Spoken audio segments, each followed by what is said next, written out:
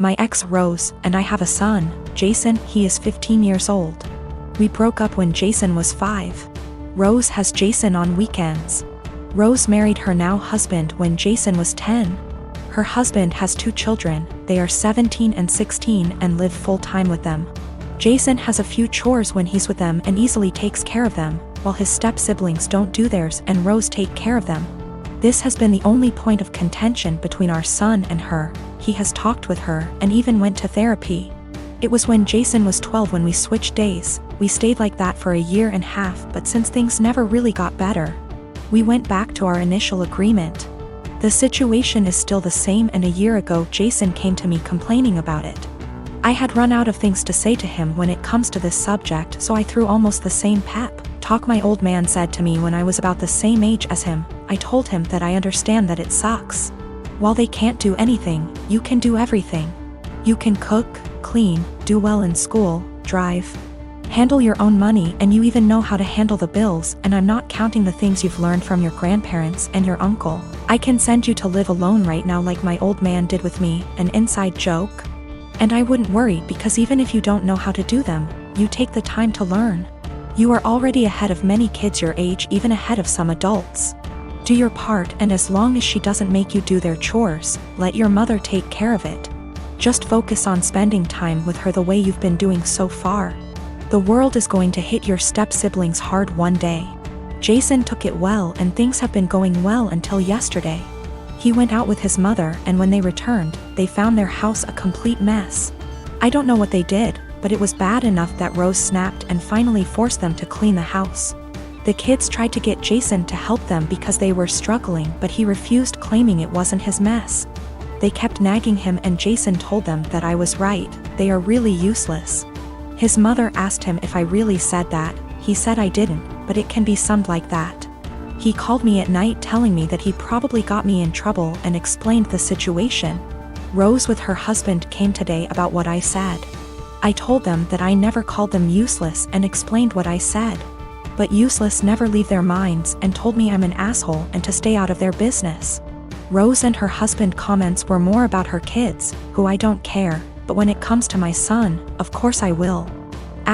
Jason wasn't standing there looking smug and calling them useless. He was in his room minding his business. The constant nagging and his mother's inability to stop them make him snap. That's when he called them useless. He knows he should ignore them or be more tactful, but I get it. His patience has limits just like everyone else. He apologized to his step-siblings before he came back to my house yesterday. He also apologized to me for kinda throwing me under the bus, but I told him it was unnecessary, everything cool between us. Why did he keep going to his mother? He wanted. Last year he was on the fence about going back, but after our talk, he finally accepted that his mother wasn't going to change, and he decided to work around that because he still wanted a relationship with her. Their relationship actually got better, but after what happened, their relationship is going to change. We have to wait if it is for better or for worse. Him and I talked, and he's still thinking about what to do, but he says that he'll probably do what he had planned last year. He will spend time with her but will not go to her house anymore. He's taking a few days to let things settle down, and then he'll let his mother know. She is not going to like it, but alas, she's not in a position to demand or ask. My dad practically gave me up to his sister from the moment I was born. My mom died when she was giving birth to me. And my aunt told me he never recovered from that because he blamed me for her dying. It hurt a lot as a kid that at family events he would ignore my existence. When I was a little older, he got more vocal about me killing her, and he can't stand to look at my face. You can imagine the amount of therapy that put me in. I used to go to church crying because I was scared about going to hell for doing that to my mom. That's how much his words me up. But the shitty part was that I never stopped trying to be accepted by him. After my high school graduation, he told me to never bother him again since he legally has no obligation to me anymore, since he was sending my aunt money to take care of me. Around that time is when I finally started accepting that reality, so from there we moved on with our lives. My aunt doesn't talk to me about him. Sometimes my grandparents do, and that's how I found out he got married. They were mad he didn't invite me to their wedding, but to me it didn't matter because we're not close. But it was his wife who wanted to meet me. It's the first time ever that he wants to make contact, and it was to pretty much say she wants me on their life. She doesn't know the real reason about why we're estranged. He asked me to please not say anything, and maybe this could be a way to reconcile after all. But he was only doing it for her. That much was clear when we talked. I never said I would be. He still insisted on us meeting at their place because she really wanted to meet me. All she thinks is we were estranged for not getting along in my teenager years, going to college and losing touch because of life stuff. It pissed me off that he played it off as us just not talking for petty reasons. Meanwhile, the actually reason damaged me for years. I told her the truth. Everything he said to me. That he was never a parent to me, that was all my aunt. It was definitely a shock for her. The outcome was a disaster.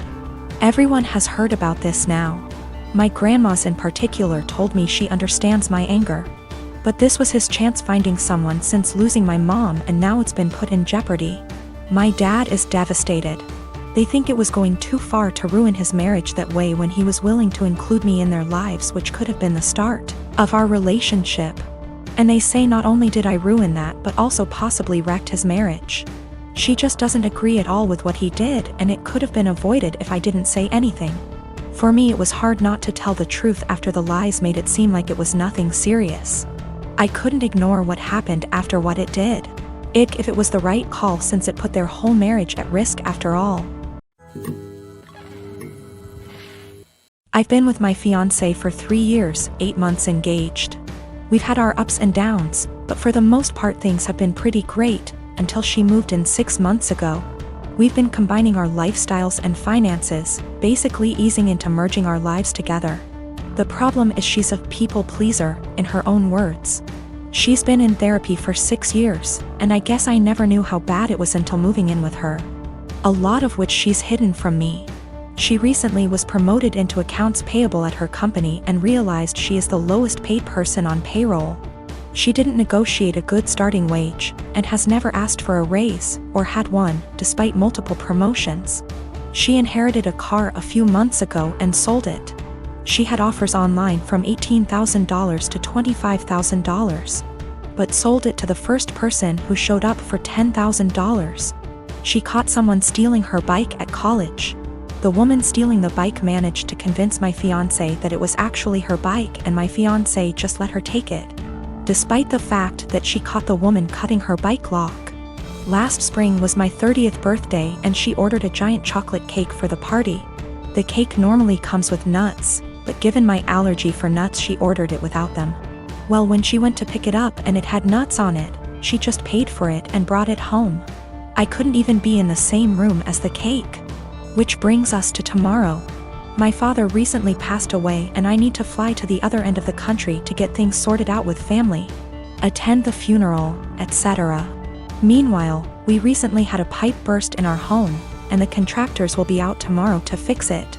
My flight's at 6 a.m. and my fiancé will have to handle it, including all the negotiations, because we don't know the extent of the damages. I've been giving it a lot of thought, and I just don't trust my fiancé to handle it. And if I can't trust or rely on her to do something like this, how can we really be life partners? I mean, I trust that she is always looking out for me, and has my best interest at heart, but I can't trust her to get things done. We've talked about it a few times before, but it's been unproductive. She's convinced she's just being nice and doesn't like confrontation, then brings up examples of extremely confrontational people. I think she puts her aversion to conflict above her / our long-term goals, and she needs to find a happy medium. She doesn't understand how negatively this is impacting her life. But at the same time, we've had some amazing years together, and she really is a great person. We're compatible in almost every other way. My boyfriend's mom makes these amazing cookie bars. She makes them for the holidays and family gatherings, and people always request that she brings them. I asked for the recipe once and she laughed and said no, that it was hers and she doesn't give it out to anyone. I dropped it and never asked again. I started baking a lot during the pandemic. It's been fun for me in my downtime. I decided with my free time to try to recreate the cookie bars my boyfriend's mom makes. I pulled up recipes that sounded similar from online blogs and started baking and tweaking. It took about 5 recipes and batches, but I finally nailed it down. Her secret recipe ended up essentially being a cookie bar known as a Carmelita. I then decided to make it my own and improve it to my tastes. I used higher quality chocolate, made sauce with local homemade caramels, used flaky sea salt on top, vanilla bean paste instead of extract, added a pinch of this fantastic organic cinnamon I had on hand. The results were over the top delicious. My boyfriend declared they are better than his mom's, and he finished off half a pan in 2 days. He was FaceTiming with his mom Saturday and eating one. She asked what it was and he said, "One of your caramel bars." Joe found a recipe online but made it even better. She lost it. She started yelling about how awful I was for making her cookies and how I had no right. He told her that she was overreacting and quickly ended the call. She started blowing up my phone with nasty texts about what an asshole I am. I explained to her that I found the recipe I used online where it was very public. I had actually tweaked that to make it more my own. And that I wasn't ever planning on bringing them to an event she's at, so I did not see what the big deal was. She didn't care. She called me names and told me I was wrong for baking a recipe that I knew was similar to hers. She isn't speaking to me or her son. While I don't think my boyfriend should have made the comment about how I made it even better to his mom, taking that out of the equation, she thinks I'm an asshole for even making them to begin with. I disagree, but from the texts from her and a couple other family members of hers, they think I crossed a line.